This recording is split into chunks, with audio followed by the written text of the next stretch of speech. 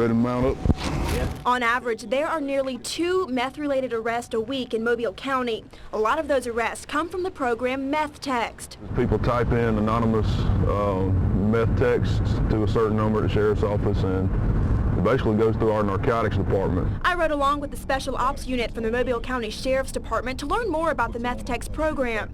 The entire unit sticks together on these buses, creating a caravan of crime fighters. We find multiple people there, minimum 3, 4, 5, and sometimes more people hanging out inside the house or hanging out outside the house. So you need the more deputies, the better, to keep an eye on everybody. Our first tip, just random drug activity going on, took us down a dirt road in Grand Bay. When we pulled up, a woman was lying on the ground. She's obviously geeked up on something, probably spice. As some of the men question the 2 people who are outside the house, Sergeant Jeff Island searches inside for any drugs, residue, or paraphernalia. Nothing was found at this house.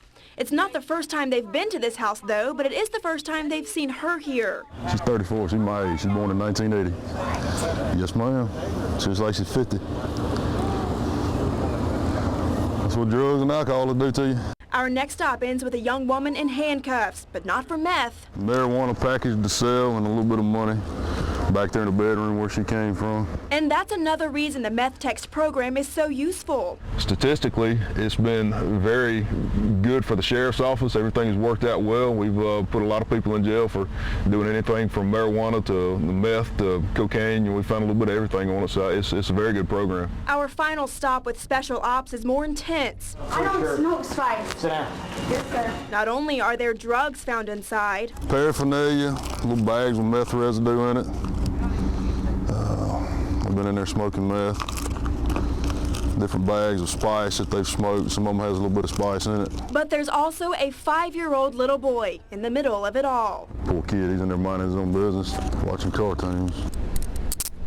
The 2 women are handcuffed, but we have to wait for the child's grandmother to come get him. So am I taking him home or what? Yes, and getting me out of jail.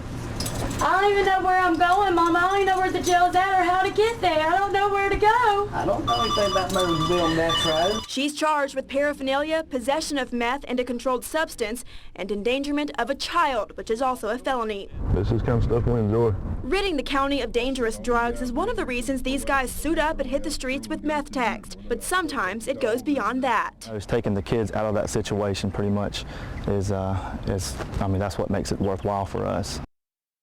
On our Meth Text ride-along, Special Ops deputies confiscated 56 grams of marijuana packaged and ready to sell, along with cash and scales, spice, meth, and paraphernalia. If you'd like to send an anonymous tip, just text meth to 839-863. Live in the studio, Avery Cotton, News 5.